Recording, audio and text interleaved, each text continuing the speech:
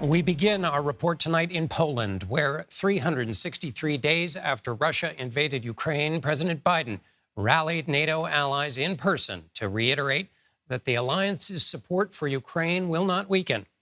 The day after his unannounced trip to Ukraine's capital, Mr. Biden declared to thousands in Warsaw, Poland, that Kyiv stands strong and free.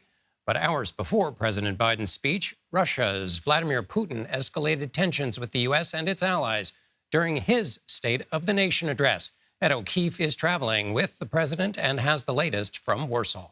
President Biden in Warsaw, President Putin in Moscow, with dueling messages on the eve of the first year of war in Ukraine. Mr. Biden recalled his high-stakes trip to its capital. 1 year ago, the world was bracing for the fall of Kyiv. Well, I just come from a visit to Kyiv, and I can report Kyiv stands strong.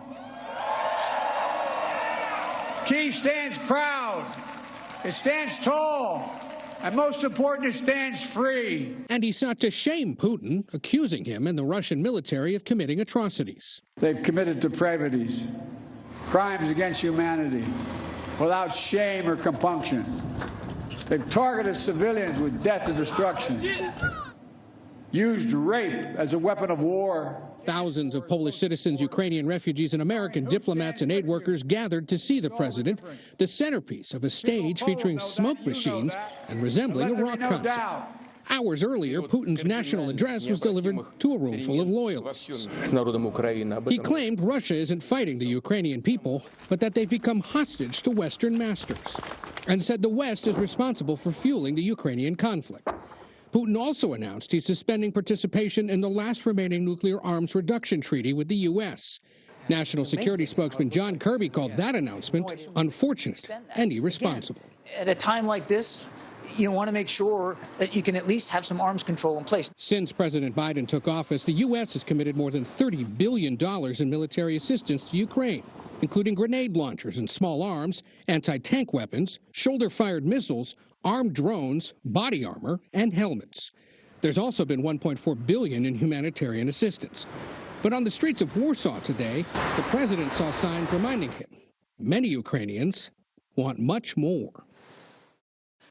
President Biden has so far rejected calls to send military jets to Ukraine, fearing it could spark a third world war. Tomorrow, he's set to meet with leaders of the Eastern European countries that border Russia to reiterate U.S. support for NATO's eastern flank. John? Ed, what does the administration make of President Putin's speech today, and do they see it as a reaction to President Biden's trip to Kyiv yesterday? Well, they suggested that that is perhaps why he decided to speak today, because they claim that they've been planning for this speech to be held today for several weeks, if not months. So perhaps it was Putin who was scheduling and trying to counter-program the American president.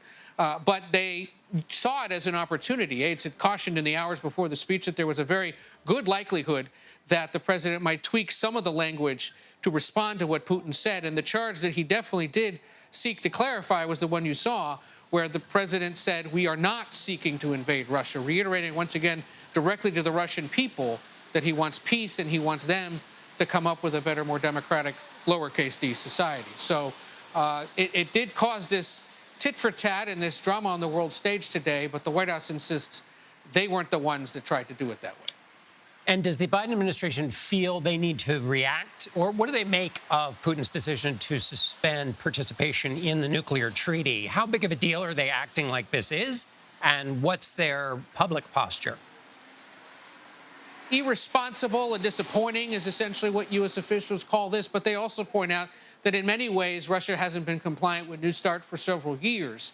That treaty, the last one between the two countries in terms of nuclear nonproliferation. So the other thing they caution is a lot of things have been said by Vladimir Putin, and he doesn't necessarily follow through. So they'll see whether or not there really is a plan to suspend the agreement, or whether perhaps he continues to allow inspections and continues to engage the United States on this. The other thing they're encouraged by is that neither Russia nor, of course, the United States and Ukraine have sought to use any nuclear weapons in the conflict. Mistrust, but verify. Ed O'Keefe in Warsaw, Poland. Thanks, Ed.